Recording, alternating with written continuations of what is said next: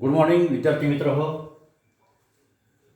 अव्यवहित अनुमानामधील पहिला अनुमान प्रकार आपण पाहत होतो. त्याचं नाव होतं परिवर्तन उत्कर्षण अनुमान. या परिवर्तन उत्कर्षण अनुमानामधील 4 विधानांची आपण परिवर्तन उत्कर्षण अनुमान पाहत असताना आपण ए विधान परिवर्तन उत्कर्षण अनुमान पाहिलेलं आहे. ई विधान परिवर्तन उत्कर्षण अनुमान पाहिलेलं आहे आणि आय हेही आपण परिवर्तन उत्कर्षण अनुमान पाहिलेलं आहे.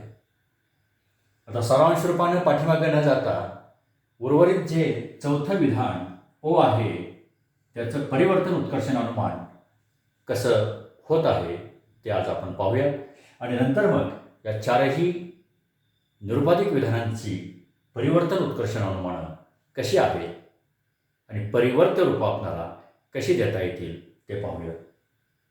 मित्रहो, ओ विधान हे अंश नास्तिवाची आहे. अंश नास्तिवाची विधानालाच ॲरिस्टॉटलनं ओ हे आद्याक्षर दिलेलं आहे.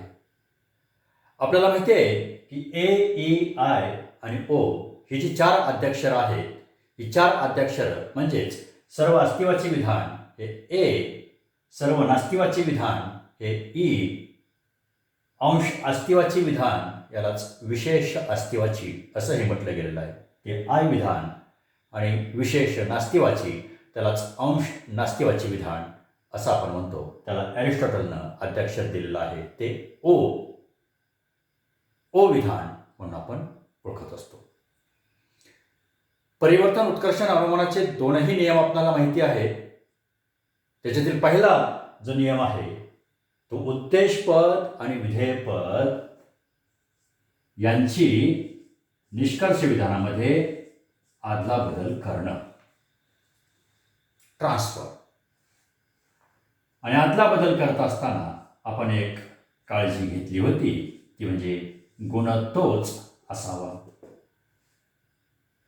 हा पहिला उत्कर्षण अनुमानाचा नियम. आणि दुसरा उत्कर्षण अनुमानाचा नियम आपण पाहिला होता व्याप्तीच्या संदर्भामध्ये. ती व्याप्ती अशी आपण तपासत होतो की आधार विधानात आधार विधानात अंशव्याप्त असणारे पद निष्कर्ष विधानात नि याचा अर्थ निष्कर्ष, वि याचा अर्थ विधानात सर्वव्याप्त होऊ नये. मित्र हो, याचाच अर्थ असा पाठीमागच्या व्हिडिओमध्ये आपण खुलासा केला होता की आधार विधानात जर अंशव्याप्त पद असेल तर तेच पद निष्कर्ष विधानात अंशव्याप्त असलं तर व्याप्ती कायम राहते. आधार विधानात उद्देशपद विधेयपद कोणतंही पद सर्वव्याप्त असेल आणि तेच पद निष्कर्ष विधानात अंशाप्त होत असेल ते चालू शकतं. आपण स्वीकारलेलं आहे कारण अधिकामध्ये कमीचा समावेश होऊ शकतो. आणि मग एकच शक्यता ती आपण या ठिकाणी नियमाच्या स्वरूपामध्ये पाहतो आहोत. ती शक्यता म्हणजे आधार विधानात अंशव्याप्त असणारे पद निष्कर्ष विधानात सर्वव्याप्त होऊ नये. या 2 नियमांच्या आधारे ए, ई, आय आणि ओ ही विधानं आपल्याला परिवर्तन उत्कर्षण नियमामध्ये युक्त ठरतात की अयुक्त ठरतात हे पाहायचे. पैकी आपण पहिली 3 विधानं पाहिलेली आहेत ए, ई, आय. आज आपण ओ विधान परिवर्तन उत्कर्षण अनुमानाच्या स्वरूपात पाहूयात आणि नंतर मग 4ही विधानांचा सारांश आणि आढावा घेऊया. ओ विधान अंशवाच्य आहे म्हणून काही फुले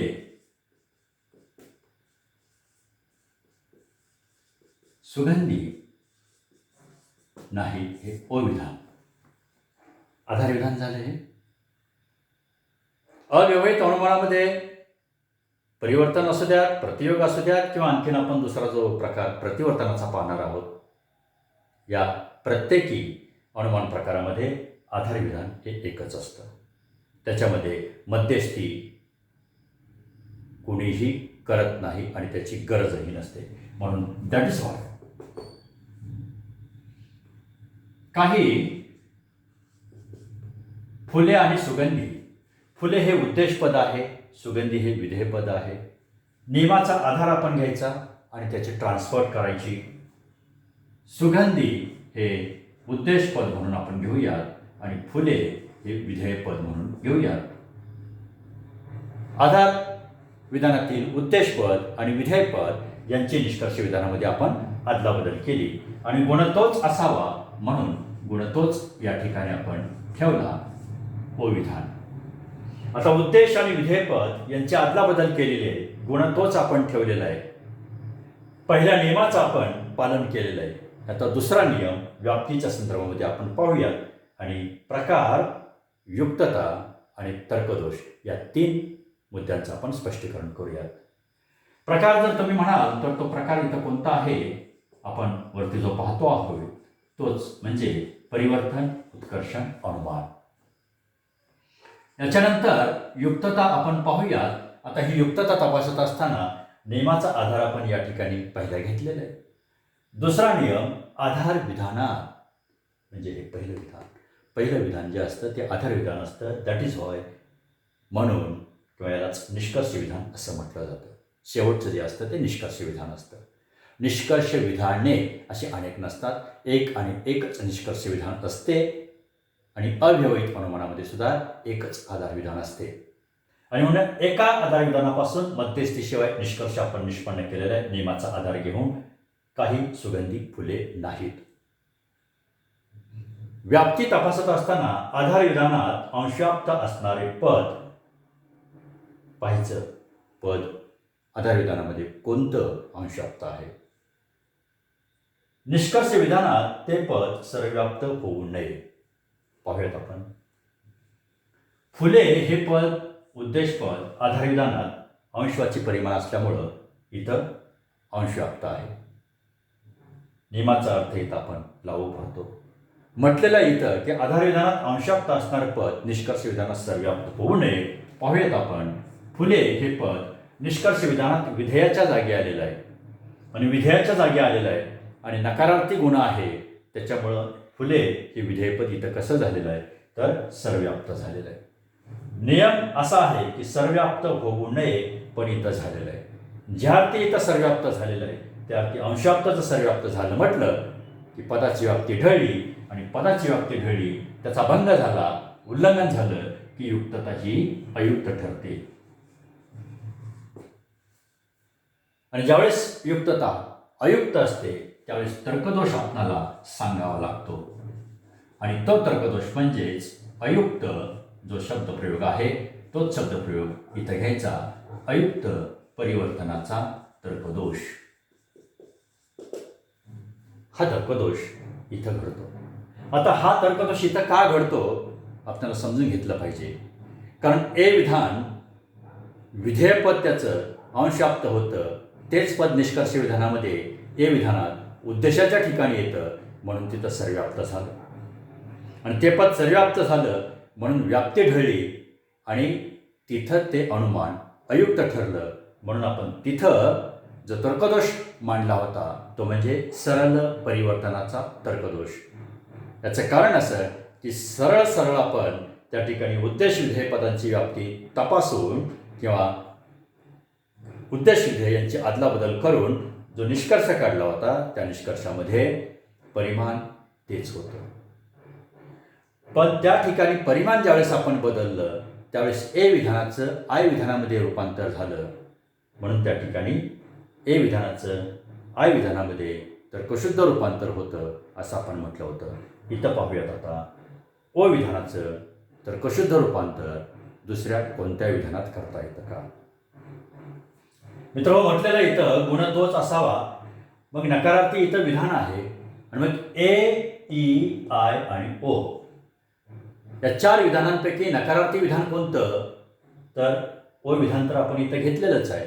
उरलेलं विधान आलं ई. ई विधान आपण घेऊन या ठिकाणी व्याप्ती तपासूया. एकही सुगंधी फूल नाही. आता पहा, फुले हे पद इथं आधार विधानात अंशाप्त आहे. ई विधान जरी आपण घेतलं तरी इथं हे पद अंशाप्त राहत नाही, अंशाप्तचं सर्व्याप्त होत आहे.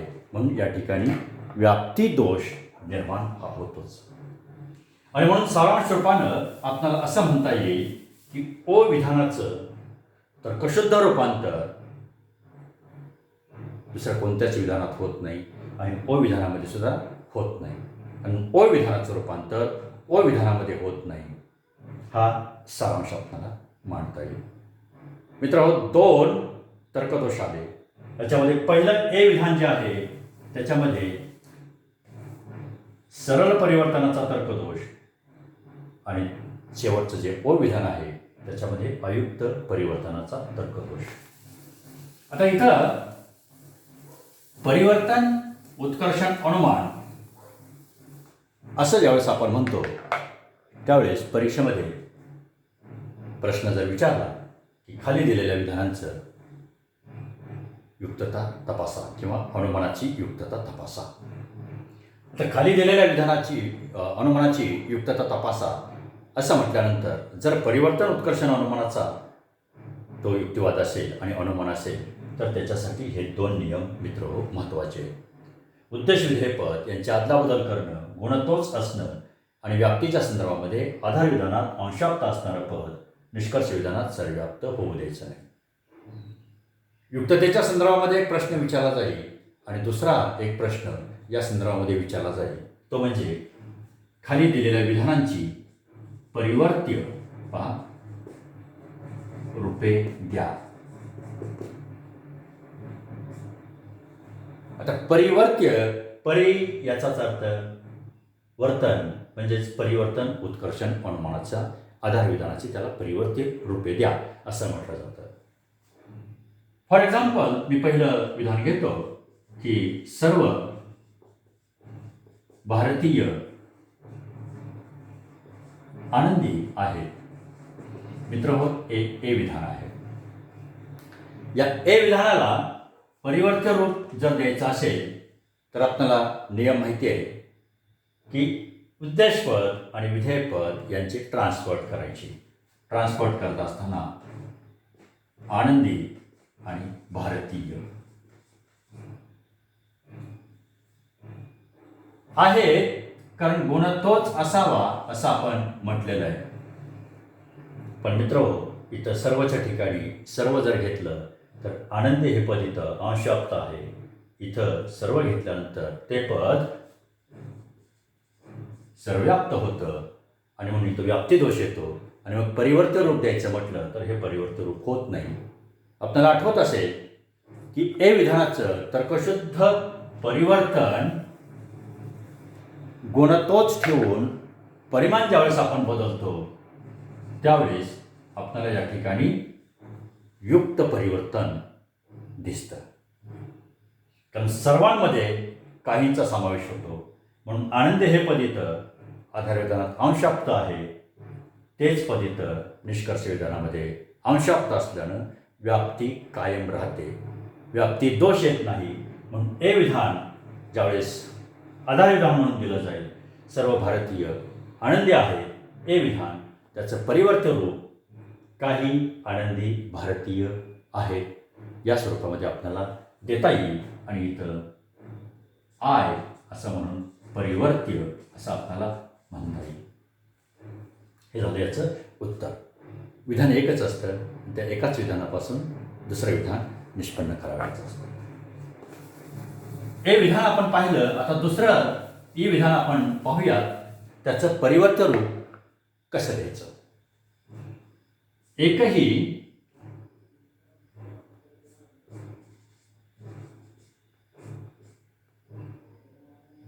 माणूस प्रामाणिक नाही. पहा, एकही माणूस प्रामाणिक नाही हे ई विधान आहे. That is all. याचं परिवर्त्य रूप देत असताना उद्देश आणि विधेय पदांची अदलाबदल करावी लागते. म्हणून माणूसच्या ठिकाणी हे विधेयपद आहे ते प्रामाणिक येईल आणि प्रामाणिकच्या ठिकाणी माणूस नाही. इथं जे परिमाण आहे तेच परिमाण आपण जर ठेवलं तर व्याप्ती दोष येत नाही. कारण आपण उदाहरण पाहिलं होतं, ही विधानाची उद्देशपद आणि विधेयपद यांची व्याप्ती तपासत असताना ती दोन्ही पदांची व्याप्ती ही सर्वव्याप्त असते. माणूस या पदाचा निर्देश सर्ववाची परिमाणाने केलेला आहे म्हणून माणूस हे पद सर्वव्याप्त आहे. प्रामाणिक या पदाच्या पुढे नकारार्थी गुण असल्यामुळं प्रामाणिक हे विधेयपद सर्वव्याप्त आहे. आणि मग जर दोन्हीच्या दोन्ही पदं सर्वव्याप्त असतील तर निष्कर्ष विधानामध्ये ती पदं अंशव्याप्त आहेत की आणखी म्हणजेच सर्वव्याप्त आहे पाहायची गरज नाही. दोन्ही विधानं किंवा दोन्ही पदं सर्वव्याप्त असतील तर निष्कर्ष विधानामध्ये आदला बदल ज्यावेळेस आपण करतो त्यावेळेस व्याप्ती दोष येत नाही. ते ए विधानाचं ई विधानामध्ये रूपांतर करता येतं. म्हणून सारांश रूपानं असं आपल्याला म्हणता येईल की ई विधानाचं तर्कशुद्ध परिवर्तन ई विधानामध्ये करता येतं. पुढचं आपण तिसरं विधान घेऊया, आय विधान. काही प्राणी हिंस्त्र असतात. आय विधान, काही प्राणी हिंस्त्र असतात. That is all. त्याचप्रमाणे आपण उद्देशपद आणि विधेयपद यांची फक्त ट्रान्सफर करायची.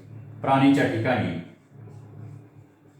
हिंस्त्र घेऊयात आणि हिंस्त्रच्या ठिकाणी प्राणी घेऊयात आणि गुण तोच असावा असं परिवर्तन उत्कर्षण अनुमानामध्ये म्हटलेलं आहे. मग काही हे जे आहे ते परिमाण तेच आपण ठेवलं तर निष्कर्षाला काही बाधा येते का ते आपण पाहायचं. आता दोन्हीच्या दोन्ही नियम वापरून उद्देशपद विधेयपद यांची अदलाबदल केलेली नियमाचं पालन केलेलं आहे. पुन्हा पुढं आपण म्हटलेलं आहे गुण तोच असावा होकारार्थी होकारार्थी. व्याप्तीच्या संदर्भामध्ये पुढचा दुसरा जो नियम आहे तो असा की आधार विधानात अंशाप्त असणारं पद निष्कर्ष विधानात सर्वव्याप्त होऊ नये. पाहिजे आधार विधानात अंशाप्त असणारं पद ते निष्कर्ष विधानात कसं आहे. इथं उद्देशपद आधार विधानामध्ये अंशाची परिमाण असल्यामुळं इथं अंशाप्त आहे. पाहिजे आता ते कसं आहे.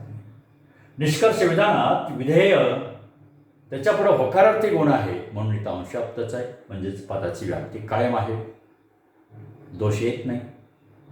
हिंस्त्र या विधेय पदाच्या पुढं होकारार्थी गुण असल्यानं ते पद नेहमी अंशाप्त असते.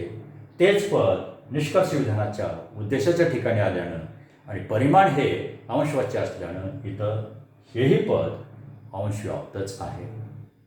याचाच अर्थ आधार विधानात ज्यावेळेस दोन्हीच्या दोन्ही पदं अंशव्याप्त असतात त्यावेळेस निष्कर्ष विधान हे अंशवाची जर असेल तर तिथं व्याप्ती दोष येत नाही. असणारं जे परिवर्त्य रूप आहे ते परिवर्त्य रूप काही प्राणी हिंस्त्र असतात. आय याचं परिवर्त्य रूप काही हिंस्त्र प्राणी असतात या स्वरूपात येईल. म्हणजेच आय विधानाचं परिवर्त्य हे आय विधानामध्ये आपल्याला करता येतं. मित्रहो, ही 3 विधानं आपण पाहिली. चौथं विधान ज्यावेळेस आपण पाहायला जातो परिवर्त्य रूप या संदर्भामध्ये त्यावेळेस आत्ताच आपण म्हटलं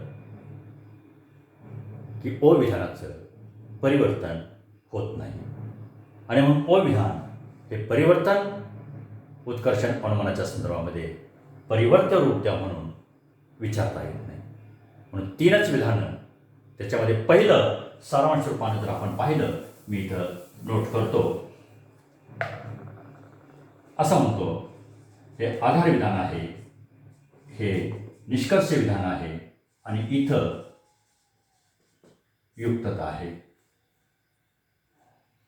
ए हे आधार विधान असेल तर निष्कर्ष विधान त्याचं ए असेल तर तिथं ए विधानामध्ये तर्कशुद्ध परिवर्तन होत नाही म्हणून युक्तता ही अयुक्त असते आणि म्हणून तर्कदोष सरळ परिवर्तनाचा तर्कदोष घडतो. आणि म्हणून ए विधानाचं तर्कशुद्ध परिवर्तन आय विधानामध्ये होतं आणि मग ते अनुमान युक्त ठरतं.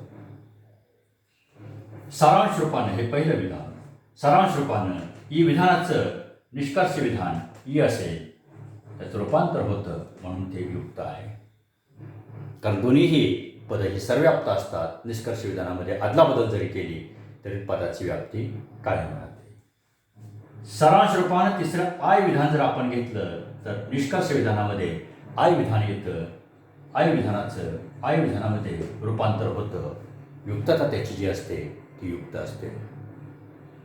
आणि चौथं ओ विधान हे आधार विधान म्हणून जर आपण घेतलं तर निष्कर्ष विधान ओ आपण काढलं तर ओ विधानामध्ये तर्कशुद्ध रूपांतर होत नाही आणि म्हणून मग तिथं युक्तता जी असते ती अयुक्त असते आणि मग हाच अयुक्त परिवर्तनाचा तर्कदोष त्या ठिकाणी घडतो. हा झाला सारांश.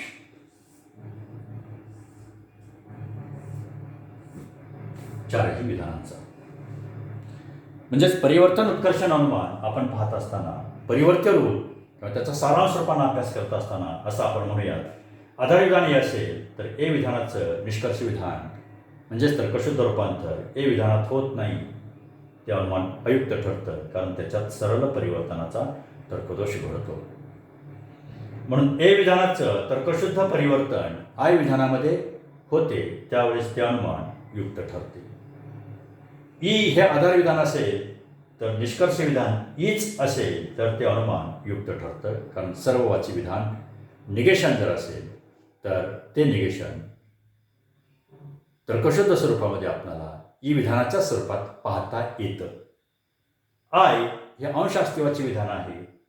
ते जर आधार विधान असेल तर निष्कर्ष विधान हे आयच असतं आणि म्हणून या दोन्हीपासून आधार विधान जर आय असेल आणि निष्कर्ष विधान जर आपण आय हे निष्पन्न केलं असेल तर त्याची युक्तता ही युक्त असते. आणि चौथं विधान आपण पाहिलं ओ विधान. त्या ओ विधानाचं तर्कशुद्ध परिवर्तन ओ विधानामध्ये आपण करायला गेलो तर तिथं व्याप्ती दोष येतो आणि अनुमान अयुक्त ठरतं. अनुमान ज्यावेळेस अयुक्त ठरतं त्यावेळेस आपल्याला तर्कदोष हा सांगावा लागतो आणि तो तर्कदोष म्हणजे अयुक्त परिवर्तनाचा तर्कदोष. मित्रहो, युक्तता तपासत असताना आणि परिवर्ती रूपे देत असताना नियम फार महत्त्वाचे आहेत. व्याप्ती आपल्याला ओळखता आली पाहिजे. व्याप्ती जर ओळखता आली नाही तर परिवर्तन उत्कर्षण अनुमानामध्ये युक्त अनुमान कोणतं कसं ठरवायचं हे आपल्याला सांगता येणार नाही. आणि याचा बेस जो आहे तो बेस विधाने आणि त्याची व्याप्ती. म्हणून चतुर्वर्ग व्यवस्था आणि विधानातील पदांची व्याप्ती या दोन संकल्पना जर आपल्याला समजल्या तर अव्यवहित अनुमानामध्ये परिवर्तन उत्कर्षण अनुमान ही संकल्पना समजायला सहज आणि सोपी जाते. उत्तर अधिक लिहावं लागत नाही कारण आधार विधान जेवढ्या शब्दांचं असतं तेवढ्याच शब्दांचं आपल्याला उत्तर द्यावं लागतं.